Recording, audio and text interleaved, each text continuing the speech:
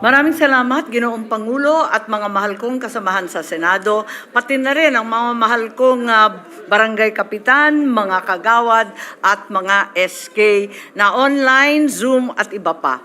Ngayong araw, isusumiti ko sa plenaryo ang Senate Bill 2816 sa ilalim ng Committee Report 317, pamagat ang Act setting the term of office of barangay officials and members of the Sangguniang Kabataan and for other purposes.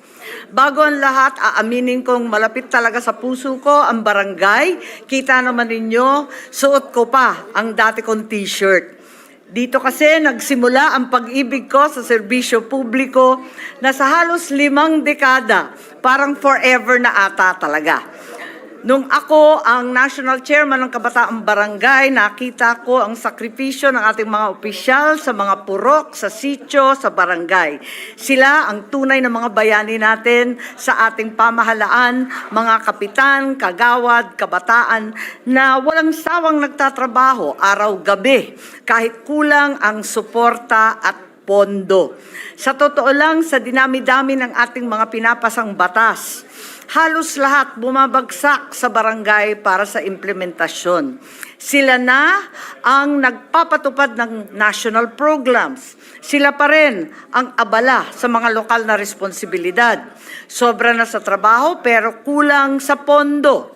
Nasususpindi pa kapag may bulilyaso sa implementasyon, arestado pa nung panahon ng COVID kapag may nangyari na labag sa mga protokol.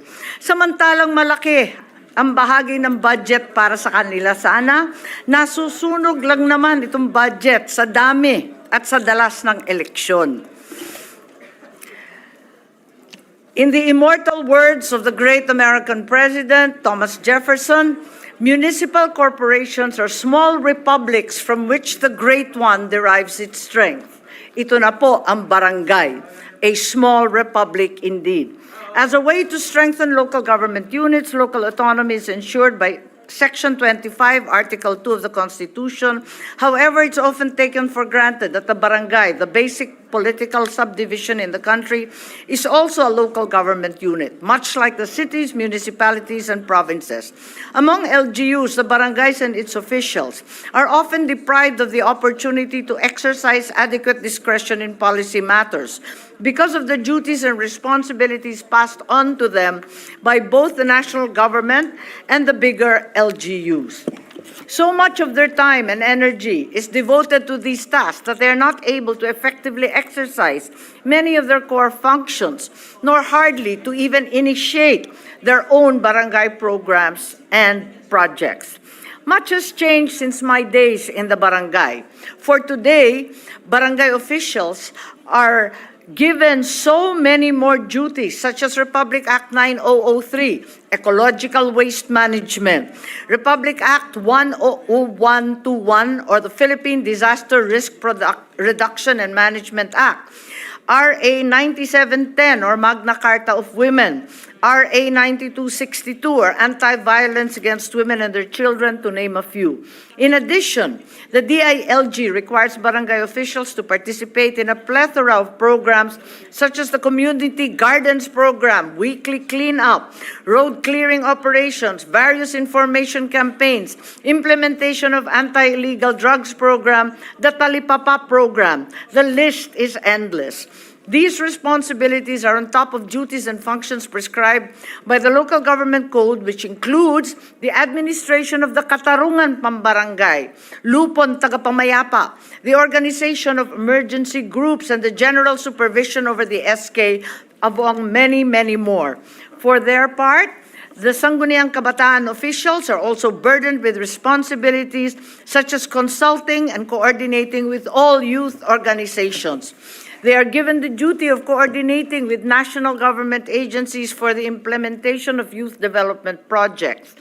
promulgating resolutions to carry out the objectives of the youth in the barangay, initiating programs to enhance social, political, economic, cultural, intellectual, moral, spiritual, and the physical development of the youth. As members of the youth sector, the SK often have to juggle these obligations with other equally important personal commitments and their studies, obligations with their families, activities necessary for their own developmental well-being.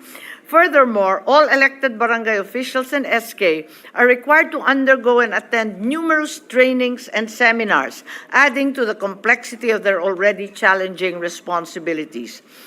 Because of the foregoing, it's hardly surprising, therefore, that from 1982 to 2022, the average term of barangay officials is almost 5 years. It is evident the 3 years are grossly inadequate for these officials to comply with their added obligations and at the same time exercise their own discretion in promoting the general welfare of their constituents. Sa totoo lang, ilang beses ko na kayo ginambala ang aking mga mahal na senador dito sa ating Senado upang palawigin ang termino ng kapitan at opisyal ng SK. Una noong 2019 at pagkatapos ng ating halalan noong 2022. At yung nakaraan na BSKE na 2023 ay siyang bungad nito. At ngayon, kakampi naman natin ang Department of Budget at lahat ng ating economic managers sapagkat sabi nila ang ginastos sa barangay elections noong nakaraang Oktubre umabot ng 18 billion at baka umabot ng 20 billion sa Disyembre ng 2025. Aba, kung ang perang ito ay itutok na lang natin sa proyekto na talagang mapapakinabangan ng tao, higit na mas mabuti pa. Kakampiran natin ang COMELEC sa usapin na ito. Ayaw din nila ng barangay election sa 2025 kasi magiging super election year na raw ang taon na susunod. May BARM election na kinakabahan sila pagkat ito ang kauna-unahang historic BARM election. May midterm elections na automated at parang magiging piyesta na ang eleksyon sa Mayo. Imbes na magkaroon ng patong-patong na eleksyon, mas makabubuting bigyan ng sapat na panahon ng mga barangay na magampanan ng kanilang mga tungkulin at may pagpatuloy ang kanilang mga proyekto nang walang pag-aalala sa eleksyon kada 3 taon. At sa pagkakataong ito, wala pang 2 taon kasi nakaraan taon pa lamang yung eleksyon at nung sila ay umupo. To resolve these issues, today's proposed measure seeks to set the term of barangay officials and members of the SK to 6 years for the present term, with a maximum of 2 terms.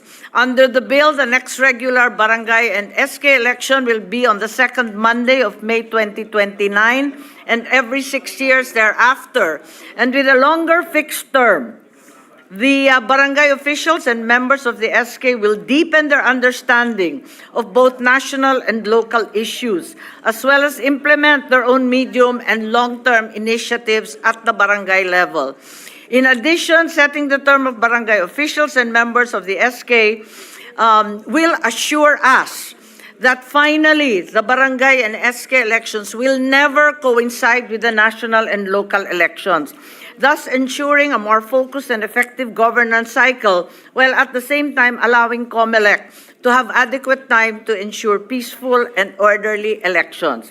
Finally, this longer term of 6 years, which was in fact the original term provided for the barangays previously, will negate the reasons commonly advanced for ad hoc extensions of the terms of barangay and SK, much decried by the Supreme Court decision issued last year, that the term is too short, that there is election fatigue, or similar justifications that they felt indeed were not valid. As of 12 September, more than 1,151 barangay, city, municipal, and provincial resolutions from all parts of the country, as well as 165 resolutions from the SK chapters nationwide, have endorsed this measure. And I ask my distinguished colleagues to hear their pleas and finally enact Senate Bill 2816, setting the term of office of barangay officials and members of the SK and for other purpose. Kilalanin din natin ang hirap ng ating mga barangay, lalo na yung maliliit sa isla at kabundukan. Marami pang pagbabago ang kinakailangan sa ating mga barangay.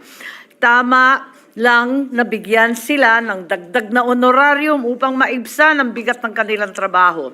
At syempre, isama na rin natin sa GSIS para may maaasahang financial security ang pamilya nila sa oras ng pangangailangan. Panahon nang ituring natin mahalagang bahagi ang barangay sa pamahalaan. Sa kabuuan, ang pagpalawig ng termino ng mga barangay at SK ay hindi lang praktikal. Isang malaking thank you rin ito sa kanilang sakripisyo at trabaho. Ibigay na natin sa kanila ang tamang suporta upang magtagumpay sa kanilang mga tungkulin para sa kapakanan ng ating mga komunidad, malaki man, sa syudad man, maliit man, o sa kasuluk-sulukan. Maraming salamat po mga Ginoong Pangulo at mga mahal kong kasamahan sa Senado. Sana naman maaksyonan na natin ito dahil kung hindi, baka ipapabarangay pa lahat tayo.